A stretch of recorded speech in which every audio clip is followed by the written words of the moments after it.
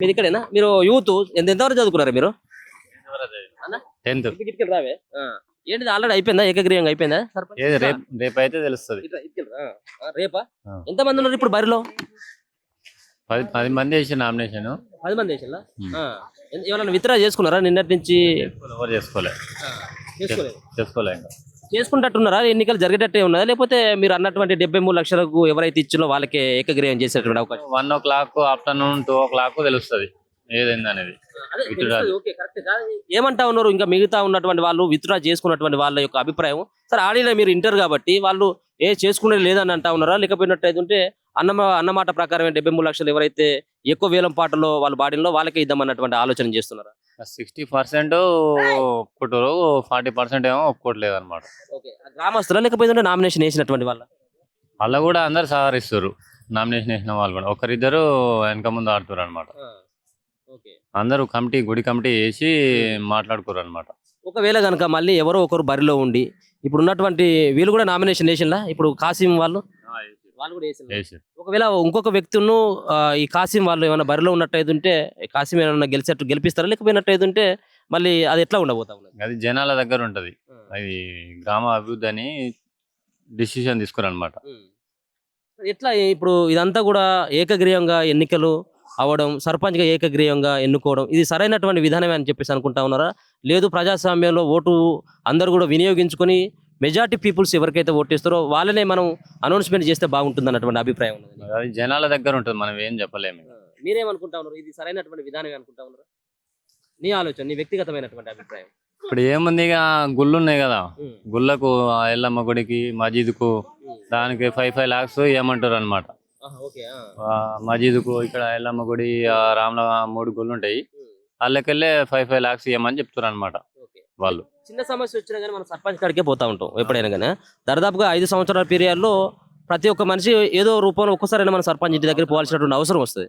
మరి ఆ సర్పంచ్ స్థానికంగా ఉండకపోతే ఇబ్బంది కదా? వాళ్ళు ఉంటారనే బరిలో దిగిరు కదా. ప్రామిసర్ నోట్లో ఏమైనా రాయడమా, లేకపోతే ఏమైనా వాగ్దానం చేయడమా?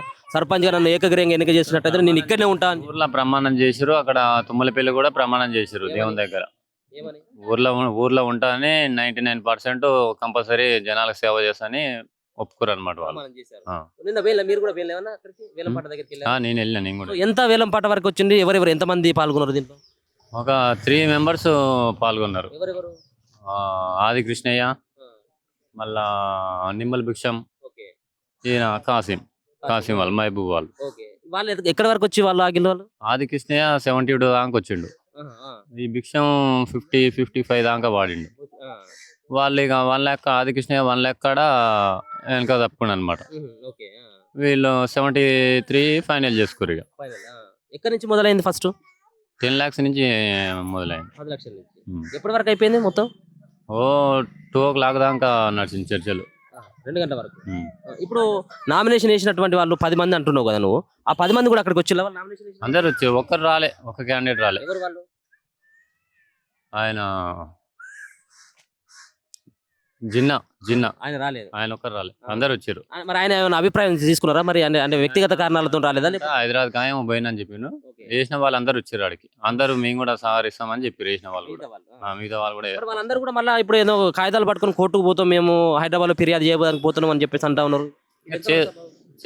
చేసుకొని ఇక కొంతవరకు మంచిగా ఉంటుంది, కొంతవరకు చెడ్డ అవుతుంది. అన్నటువంటి మాట ప్రకారం ఒకవేళ కనుక ఎన్నికలు వచ్చినట్టయితే మీలాంటి వాళ్ళు ఈ ముస్లిం ఆ ఫ్యామిలీ వాళ్ళు ఎవరైతే 73 లక్షలకు వాళ్ళు సొంతం చేసుకున్నారో వాళ్ళని గెలిపించేటువంటి అవకాశం ఎక్కువ ఉంటుందా, లేకపోతే ఎట్లా ఉంటుంది? 90% అయితే అవకాశం ఉంటుంది. ఇంకా పైకి వెళ్తే చెప్పలేము అనమాట. అప్పుడు మీకు 73 లక్షలు రావు కదా, ఎన్నికలకు పోతారు కాబట్టి. వాళ్ళ ఇష్టం, ఇక జనాలు ఇక 60% ఒప్పుకోరు, 40% ఒప్పుకోవట్లేరు అనమాట. ఒకవేళ కనుక ఎన్నికలు అయితే పైసలు అయితే రావు కదా, ఇవ్వడు. ఇక ఆయన 8 lakhs 9 lakhs కట్టిండు, 8 డబ్బాలు కట్టాలి. ఎవరు కట్టాలి? మరి ఆ కమిటీ వాళ్ళు కడతారు, చెడగొట్టిన వాళ్ళు కడతారు. ఇప్పుడు నిన్న ఇవాళ ఒక 2-3 months క్రితం అక్కడ ఎల్లమ్మ గుడి బాగా కట్టిరు వాళ్ళు.